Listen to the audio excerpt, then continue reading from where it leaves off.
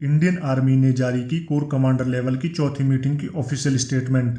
Iran ने भारत को Chabahar परियोजना से बाहर निकालने वाली रिपोर्ट से किया इनकार और पाकिस्तानी एयरफोर्स के लिए चाइना ने बढ़ा दिया JF-17 फाइटर के प्रोडक्शन को। हेलो नमस्कार दोस्तों, मेरा नाम है हिमांशु शर्मा और आपका बहुत बहुत स्वागत है। तो चलिए देर न करते हुए आज की वीडियो शुरू करते हैं। भारत और चीन के बीच कोर कमांडर लेवल की चौथी मीटिंग होने के बावजूद भी ऐसी रिपोर्ट निकल के सामने आ रही है जिसमें यह कहा गया है कि चीन ने फिंगर एरिया से पूरी तरह से पीछे हटने से मना कर दिया है। और अब इस रिपोर्ट के आने के बाद कोर कमांडर लेवल की चौथी मीटिंग से संबंधित आज इंडियन आर्मी ने भी अपने एक औपचारिक रूप से बयान जारी किया, जिसमें आर्मी का ये कहना है कि दोनों ही देश LAC पर डिसएंगेजमेंट के लिए कमिटेड हैं, लेकिन ये एक बहुत ही जटिल प्रक्रिया है और इसका वेरिफिकेशन होना लगातार जरूरी है। और ऐसे में इस प्रक्रिया को डिप्लोमेटिक और मिलिट्री लेवल पर रेगुलर मीटिंग के माध्यम से आगे ले जाया जा रहा है। और इंडियन आर्मी के प्रवक्ता कर्नल अमन आनंद के मुताबिक 5 जुलाई को दोनों देशों के बीच प्रतिनिधित्व पूर्ण डिसएंगेजमेंट के लिए तैयार हो गए थे और मंगलवार को मीटिंग उसी के अनुरूप ही आयोजित की गई थी। और यही वजह है कि दोनों देशों के कोर कमांडर ने पहले फेस ऑफ के डिसएंगेजमेंट प्रोसेस की समीक्षा की और एक कंप्लीट डिसएंगेजमेंट के लिए कुछ जरूरी कदम उठाने पर चर्चा की। और जबकि इस बुधवार को आर्मी चीफ ने सीनियर आर्मी कमांडर से तो चर्चा की ही थी, उसके साथ ही उन्होंने LAC से जुड़े सभी मुद्दों पर बने चाइना स्ट्रेटेजिक ग्रुप को सारी स्थिति से भी अवगत कराया था। और इस चाइना स्ट्रेटेजिक ग्रुप का प्रतिनिधित्व कर रहे national security advisor Ajit Doval और इसमें उनका साथ कैबिनेट सेक्रेटरी, डिफेंस सेक्रेटरी और होम सेक्रेटरी IB के चीफ भी शामिल थे।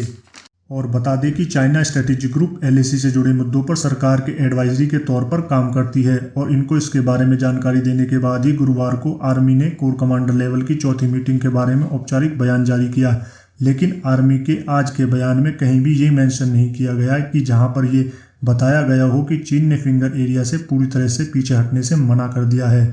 लेकिन फिर भी कुछ सोर्सेज की तरफ से ये कहा जा रहा है कि यह मामला फिंगर एरिया को लेकर फंस रहा है। लेकिन इसके साथ ही ये भी माना जा रहा है कि आने वाले दिनों में LAC के हालात को पूरी तरीके से सामान्य बनाने के लिए कुछ और मिलिट्री और डिप्लोमेटिक लेवल पर बातचीत की जाएगी।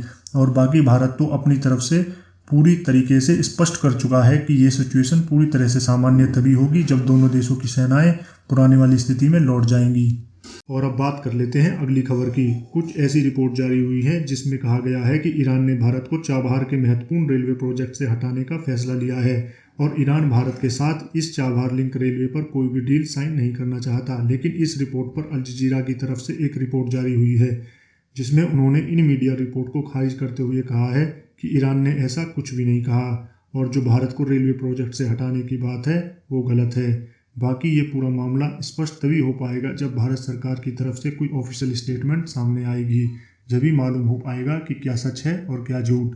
और इसी बीच एक रिपोर्ट ये भी निकल के सामने आ रही है कि चाइना ने पाकिस्तान एयरफोर्स द्वारा इस्तेमाल किए जाने वाले JF-17 फाइटर के प्रोडक्शन को बढ़ा दिया है और साल 2020 के पहले हाफ में जिस संख्या में JF-17 फाइटर को डिलीवर किया गया है वो पिछले 5 साल में डिलीवर किए गए फाइटर की तुलना में कहीं ज़्यादा है। कई खबरों में हमने ये सुना है कि चीन कैसे ताइवान को परेशान कर रहा है और अपने फाइटर जेट ताइवान के एयर क्षेत्र में घुसा देता है। तो ताइवान ने अब लाइव फायर करके देखा है, इसमें उनके हेलीकॉप्टर उनके प्लेन द्वारा बॉम्ब गिराए गए समुद्र में।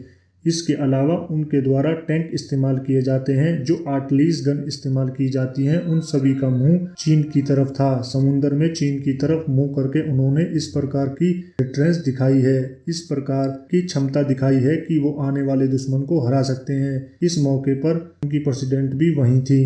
उनकी प्रेसिडेंट ने अपने भाषण में ये भी कहा कि हम छोटे देश होते हुए भी अपनी सुरक्षा के लिए किस प्रकार कमिटेड हैं। अभी के लिए इतना ही दोस्तों, मिलता हूँ आपसे अगले वीडियो में। जय हिंद, जय श्री राम।